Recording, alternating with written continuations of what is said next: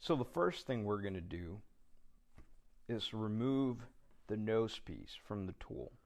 So you guys can see we have a spall guard here with a spall guard clip we have to remove first.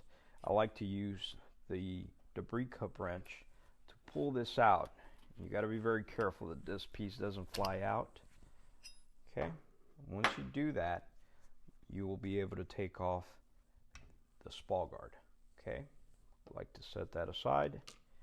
Spall guard and spall guard clip, and now we have access to the nose piece.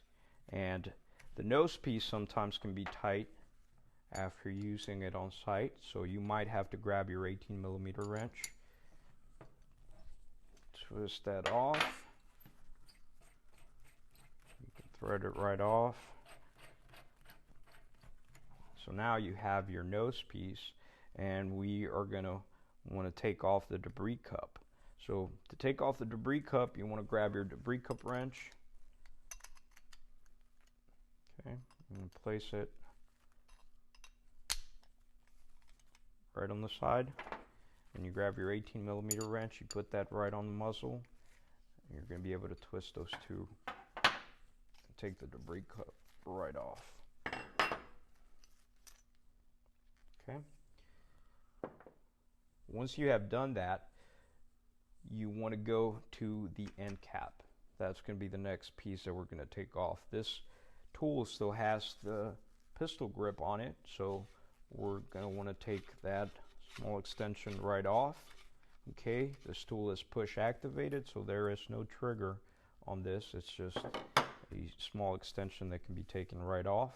And now you guys can see here the end cap is the next piece that we're going to thread right off.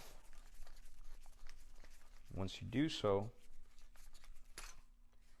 you will see the firing spring and the buffer. Okay, you grab your end cap, you set it aside, and now we have our firing spring that slides right off.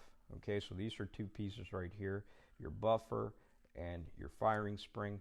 I like to keep these two together. No reason to take them apart or separate them unless your buffer is damaged or your firing spring has any type of issues. Okay, so now we're on to the outer cover sleeve. Okay, and the outer cover sleeve will slide right off the trigger body.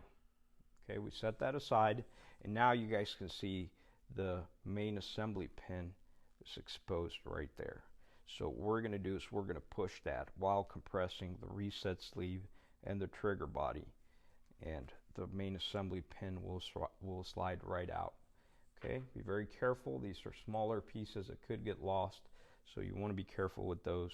Once you have that, you still want to hold on to those two pieces, and the trigger body will slide right off. Okay, now we're down to the reset spring, the reset sleeve, and the firing pin assembly. Our reset spring is going to slide right off. Okay, and now we have the firing pin assembly that will also come off of the reset sleeve. And once we've done that, we're down to the guts of the tool, the firing pin assembly. Okay, in order to take this apart, you're going to have to press the trigger ball. Okay, that button here will press, and you will be able to slide out the firing pin holder. Now you want to be very careful, and you always want to keep your finger right over the trigger ball, because this little button here will fly right out. It has a very small spring. We call this a trigger ball spring, and these two pieces get lost all the time, so you want to be very careful. You want to make sure you set them aside, keep mind of those.